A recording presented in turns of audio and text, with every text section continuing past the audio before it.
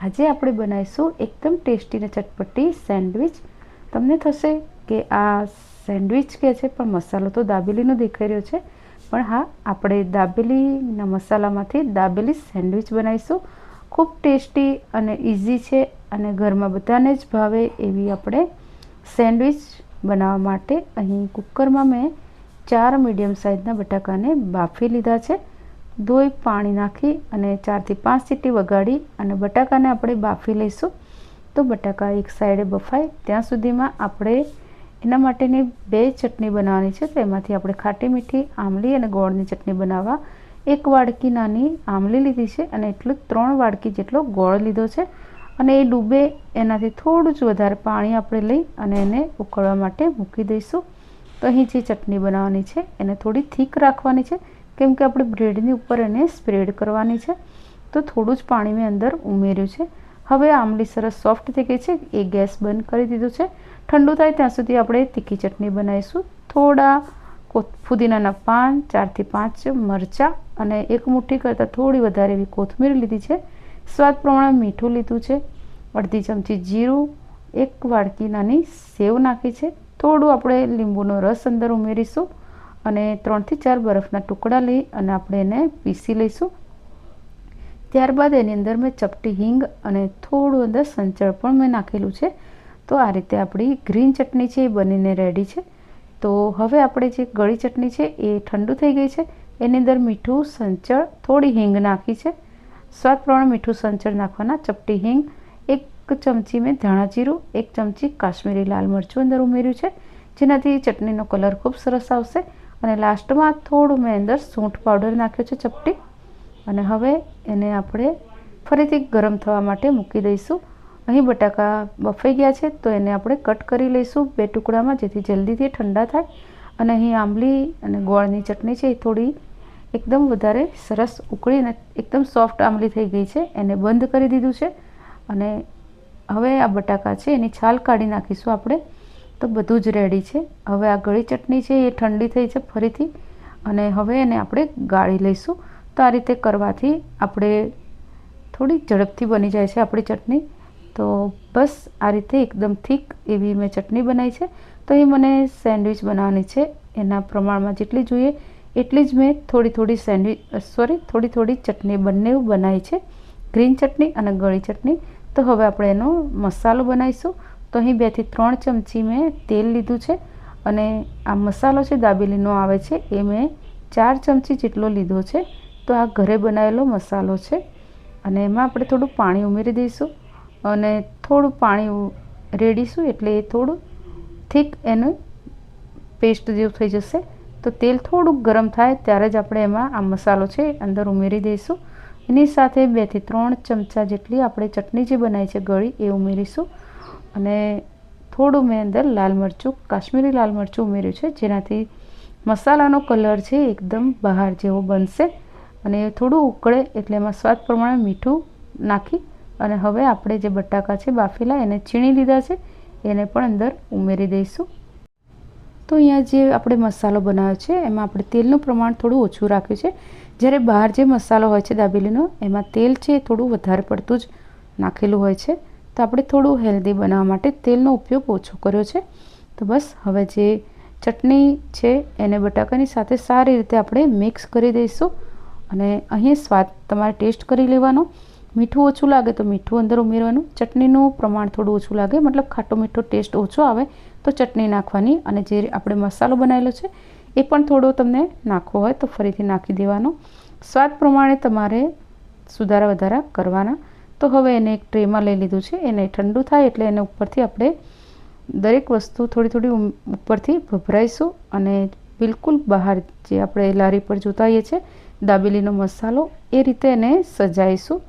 તો અહીં સૌથી પહેલાં આપણે મસાલા સિંગ છે એ મેં ઉપરથી ભભરાઈ છે, થોડા દાડમના દાણા છે એને પણ મેં થોડા ભભરાયા છે। એની સાથે આપણે થોડી તૂટી ફ્રૂટી લીધી છે। તૂટી ફ્રૂટી ઓપ્શનલ છે, પણ ઘણી જગ્યાએ મેં જોઈ છે અને ખાધી પણ છે દાબેલીમાં, તો મેં મારી પાસે હતી તો મેં થોડી ઉપરથી એને પણ ભભરાઈ છે। સાથે આપણે થોડી કોથમીર ભભરાઈશું। તો લાલ, લીલો, પીળો, સફેદ બધા જ કલર અંદર હશે, તો એકદમ સરસ આપણો દાબેલીનો મસાલો દેખાશે। ઉપરથી થોડું કોપરાનું છીણ છે એ પણ થોડું ભભરાયું છે, અને લાસ્ટમાં આપણે થોડી સેવ ભભરાઈશું. ઝીણી આપણે સેવ હોય છે ચણાના લોટની, એ થોડી ભભરાઈ છે, અને થોડી ડુંગળી પણ ઉપરથી ભભરાઈશું. તો બસ આ રીતે આપણો દાબેલીનો મસાલો બનીને રેડી છે. તમને દાબેલી બનાવી હોય તો એ પણ બનાવી શકો છો, પણ અહીં મારી પાસે બ્રેડ હતી તો હું અહીંયા સેન્ડવિચ બનાવું છું. તો બહાર લારી પર જે સ્ટાઇલથી એ લોકો સેન્ડવિચ બનાવતા હોય છે, મતલબ આ રીતે હાથમાં બ્રેડ લઈ અને બટર લગાવતા હોય છે, ચટણી જે રીતે, બધું જ એ સ્ટાઇલથી જ આપણે સેન્ડવિચ બનાવીશું. મતલબ મને પસંદ છે, અને આમ પણ મને સૌથી વધારે સેન્ડવિચ બનાવવી વધારે ગમે છે. બીજી બધી રેસીપી કરતાં પણ સેન્ડવિચ બનાવવી મને સૌથી વધારે ગમે છે. એ કોઈ પણ સેન્ડવિચ હોય તો અહીં આપણે બટર લગાવ્યા પછી ચટણી લગાવી દઈશું, અને બે બ્રેડની ઉપર આપણે ગ્રીન ચટણી લગાવીશું, અને એક બ્રેડની ઉપર આપણે ગળી ચટણી લગાવી છે. અને આ રીતે હું 3 બ્રેડનો ઉપયોગ કરીને બનાવું છું. તમારે 2 બ્રેડનો ઉપયોગ કરીને બનાવવું હોય તો પણ બનાવી શકો છો. એ સિવાય તમારી પાસે જો લસણની ચટણી હોય અને તમને ભાવતી હોય અથવા તો તમને ભાવતી હોય તો તમે ગ્રીન ચટણીને બદલે લસણની ચટણી પણ તમે અહીંયા બનાવી અને એનાથી પણ તમે સેન્ડવિચ બનાવી શકો છો.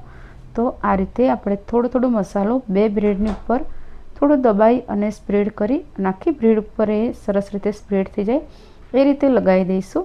અને હવે એની ઉપર પણ આપણે ફરીથી દાડમ છે, કોથમીર છે, તૂટી ફ્રૂટી છે, મસાલા સિંગ છે, એ બધું જ થોડું ઉમેરી દઈશું. તો એક બ્રેડની ઉપર આ રીતે આપણે સિંગ, દાડમ, તૂટી ફ્રૂટી બધું જ મૂકીશું.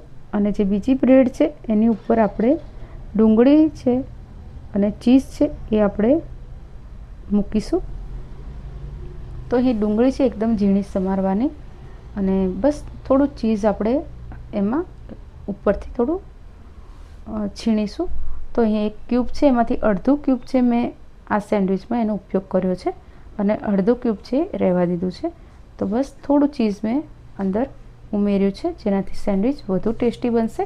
જો તમને ચીઝ પસંદ ના હોય અથવા ના નાખવું હોય તો પણ આ સેન્ડવિચ એટલી ટેસ્ટી બને છે.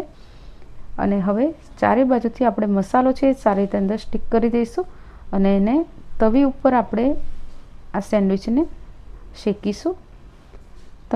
તમારી પાસે જો ગ્રીલર હોય તો એમાં પણ તમે બનાવી શકો છો. તો અહીં ઉપરથી મેં થોડું બટર લગાવી અને એને આ રીતે તવીને ગરમ થવા મૂકી છે. એની ઉપર જ આપણે આ રીતે સેન્ડવિચને મૂકી દઈશું.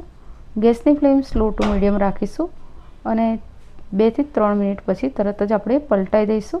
તો જો તમારી તવી વધારે ગરમ થઈ ગઈ હશે તો થોડો વધારે કલર એનો ડાર્ક થઈ જશે. અહીં પણ એવું જ થયું છે થોડું, પણ વાંધો નહીં, મેં તરત જ ધીમો ગેસ કરી અને એને શેકી લીધી છે. અને કટ કર્યા પછી આ રીતની આપણી સેન્ડવિચ દેખાય છે. તો આને આપણે થોડી સેવ લગાવી અને આ રીતે એને સર્વ કરીશું. તો આ જ રીતે મેં બીજી સેન્ડવિચ છે એ પણ બનાવી લીધી છે, અને આ સેન્ડવિચને આપણે જે ગેસ ઉપર આપણે સેન્ડવિચ બનાવતા હોઈએ છીએ, ટોસ્ટર કહો અથવા તો સેન્ડવિચ મેકર, એમાં મેં એને શેકી લીધી છે. તો આ રીતે બધી બાજુથી થોડું સરખી રીતે એને મસાલાને સ્ટીક કરી અને બટર લગાવીને મારી પાસે આ રીતનું સેન્ડવિચ મેકર છે, તો એમાં હું બનાવીશ. અને ગેસ ઉપર જ એને શેકી અને આપણે બનાવવાની છે. તો આમાં પણ સરસ ક્રિસ્પી બને છે, અને એકદમ કલર એનો એકદમ સરસ બદામી કલર આવે છે, અને લાંબો ટાઈમ સુધી ગરમ પણ રહે છે આ સેન્ડવિચ. તો જો તમારી પાસે આવું ટોસ્ટર હોય તો એમાં પણ તમે બનાવી શકો છો. તો આ સેન્ડવિચને પણ કટ કરી અને થોડી સેવ લગાવી આપણે સર્વ કરીશું. તો આટલા મસાલામાંથી 5 સેન્ડવિચ બનીને રેડી થઈ હતી. આઈ હોપ તમને રેસીપી પસંદ આવી હશે. Thanks for watching. Radhe Radhe.